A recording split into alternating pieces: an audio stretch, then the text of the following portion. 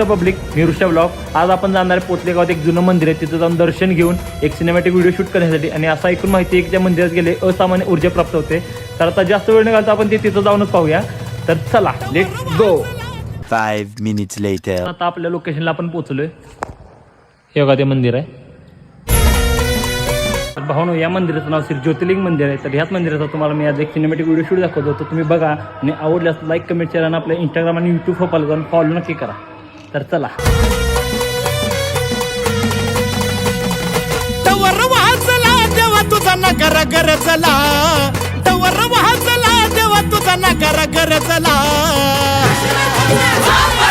गुलाल उधळला देवा तुझा छबिना चालला, गुलाल उधळला देवा तुझा छबिना चालला, गुलाल उधळला देवा तुझा छबिना चालला.